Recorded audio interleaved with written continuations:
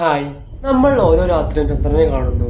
പക്ഷേ ചന്ദ്രന്റെ ഒരു ഭാഗം മനുഷ്യരുടെ കണ്ണുകളിൽ ഒരിക്കലും നേരിട്ടിട്ടില്ല. അവിടെ എന്താണ് മറഞ്ഞിരിക്കുന്നത്? അന്യഗ്രഹ ജീവികളുടെ രഹസ്യ താവളമോ, അല്ലെങ്കിൽ ശാസ്ത്രം വിശദീകരിക്കുന്ന അതിശയകരമായ ഒരു സത്യമോ? ഇതാണ് ചന്ദ്രന്റെ മറുവശത്തിന്റെ കഥ. നമസ്കാരം.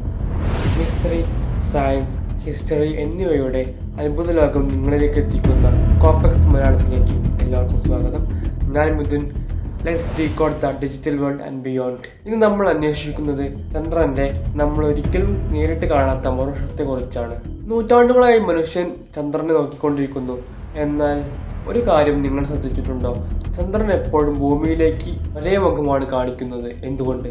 കാരണം ചന്ദ്രൻ തന്റെ അച്ചുകൊണ്ടിൽ ഒരു പ്രാവശ്യം കറങ്ങാനെടുക്കുന്ന സമയവും ഭൂമി ഒരു പ്രാവശ്യം ചുറ്റാനെടുക്കുന്ന സമയം ഏകദേശം 27.3 ദിവസമാണ്. ഇതിന് ശാസ്ത്രജ്ഞർ ടൈഡർ ലോക്കിംഗ് എന്നാണ് വിളിക്കുന്നത്. അതുകൊണ്ടാണ് ചന്ദ്രന്റെ മറുവശം ഭൂമിയിൽ നിന്ന് ഒരിക്കലും നേരിട്ട് കാണാൻ കഴിയാത്തത്.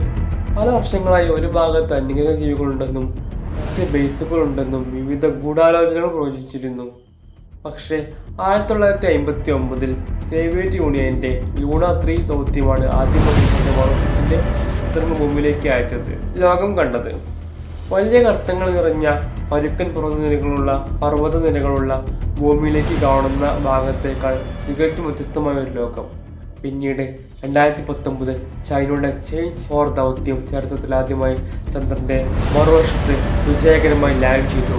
അത് മനുഷ്യ ബഹിരാകാശ ഗവേഷണത്തിലെ ഒരു ചരിത്ര നേട്ടമായി മാറി. എന്നാൽ ഒരു ചോദ്യം എന്നും പലർക്കുമുണ്ട്: എന്തുകൊണ്ടാണ് ചന്ദ്രന്റെ മറുവശത്ത് ഇത്രയും കൂടുതൽ ഗർത്തങ്ങൾ? ശാസ്ത്രജ്ഞർ പറയുന്നത് ഭൂമിയിലേക്ക് കാണുന്ന ഭാഗത്ത് കോടിക്കണക്കിന് വർഷങ്ങൾക്ക് മുമ്പ് ലാവ ഒഴുകി നിരവധി ഗർത്തങ്ങൾ നിറഞ്ഞുപോയി. എന്നാൽ മറുവശത്ത് അത്തരം ലാവ സമതലങ്ങൾ കുറവായതിനാൽ പഴയ ഗർത്തങ്ങൾ ഇന്നും വ്യക്തമായി കാണുന്നു.